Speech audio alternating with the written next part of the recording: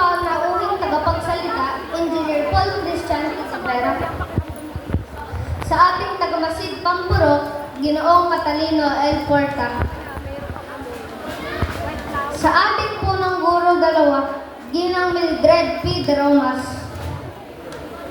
Sa mga paguruan ng paaralang elementaryang sentral ng Pagbilao, sa mga panauhing naririto at sumasaksi sa pagdiriwang na ito, sa aming mga magulangin, at sa kapwa kong mga nagsipagtapos, isang mapagpalang umaga po sa inyong lahat.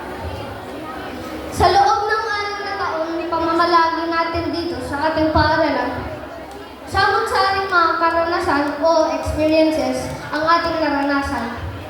Meron tayong mga experience na masaya tulad ng mga oras na kasama natin ang ating mga barkada sa paggawa ng report o mga projects. Kasama na dyan ang mga katatawanan at kalokohan sa bawat taong lumipas. Meron din namang malungkot, kagaya ng mga pagkakataon na napapagalitan ni Sir o ni Ma'am. Pero lalong-lalo na nung malaman na bagsak tayo sa exam. Mapapasabi ka na lang talaga na, sayang, bawi na lang talaga next quarter. Nang aking nagawa itong speech na ito, tulad ng mga karanasan natin, may mga aral rin naman tayong nagkalakip at doon ko naalala ang isang kwento na aking narinig, ang kwento ng lapis.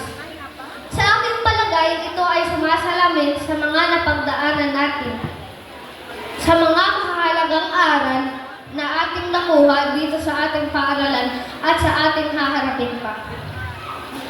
Ang kwentong ito ay tungkol sa manggagawa ng lapis na bago niya ilagay sa kahon at pakawalan sa mundo upang magamit bilang lapis ay pinangaralan niya ito. Ayon sa manggagawa ng lapis ay may 5 bagay na kailangan siyang matutunan. Ang una, makagagawa ang lapis ng mga dakilang bagay. Ngunit mangyayari lamang ito kung hahayaan ng lapis na hawakan siya ng isang kamay. Pangalawa, makararanas ang lapis na napasakit na pagtatasa sa panapanahon. Kakailanganin niya ito upang siya ay maging mas mabuting lapis. Pangatlo, maiwawasto ng lapis ang mga kamaliang kanyang nagawa. Pang-apat, ang pinakamahalagang bahagi ng lapis ay kung ano ang nasa kanyang loob. At pang-5, kung saan siya gamitin, mag-iiwan siya ng bakas. Ano man ang mangyari, magpatuloy lamang siya sa pagsusulat. Naunawaan nito ng lapis at nangako na tatandaan. Pumasok siya sa kahon na taglay sa puso ang mga pangaral ng kanyang manlilikha. Kagaya ng lapis, tayo rin ay makagawa ng dakilang bagay, higit pa sa ating pangarap. Basta hayaan natin na igaway tayo ng Diyos at ng mga taong magsisilbing huwaran, katulad ng ating mga magulang, guro at ating kapwa.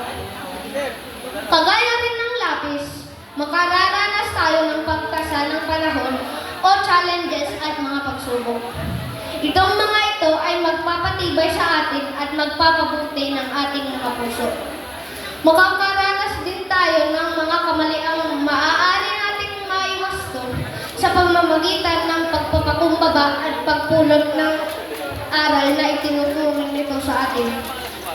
Itinuturo rin sa atin ng kwentong ito ang pinaka-importante sa ating sarili ay kung ano ang nasa loob natin o ang kabutihan ng ating puso at pagkatao. Ang mga isinasabing na medalya at pagkilala ay mahalaga, ngunit hindi dito umiikot ang mundo. Higit ng halaga ang kabutihang asal, takot sa Diyos, at busilak na puso. At panghuli, kagaya ng lapis, tayo rin ay mag-iiwan ng bakas dito sa ating paaralan. Sa ating pamayanan at sa lahat ng lugar na ating tutunguhin. Ngunit kahit ano man ang mangyari, mabuti man o masama, ang mahalaga ay ang pagpapatuloy natin sa ating tungkulin patungo at layunin. Naway huwag tayong masisiraan ng loob at parati nating maalala na lahat tayo ay may kakayahang matupad ang ating mga pangako. Katulad ng lapis, sa loob ng 6 na taon, hinayaan natin na tayo ay akayin at gabayan tungo sa natatanging araw na ito. Sa lahat ng gumabay at umalalay sa akin, unang-una sa Diyos na siyang nagbigay ng biyaya ng karunungan at kalakasan. Buong puso po namin itinataas ang araw na ito sa ngalan mo. Sa ating mga magulang na walang sawa sa pagsuporta, pangunawa at pagpapagod at sakripisyo para sa amin at sa aming pangarap. Sa inyo po ang karangalang ito. Sa aming mga guro na tumayong pangalawang magulang namin dito sa paaralan, mabuhay po kayo. Sa aming mga kaibigan, kaklase at kamag-aral, sa mga sandaling ito, tayo ay nag-iiwan ng positibong marka sa ating puso. Sa ating mga magulang, sa ating mga guro, at sa ating minamahal na paaralan. Katulad ng lapis, nawain sa puso natin lahat ito upang kahit anumang hamon ang darating, patuloy lang ang ating laban. Maraming salamat po at muli magandang umaga po sa inyong lahat. Maraming salamat.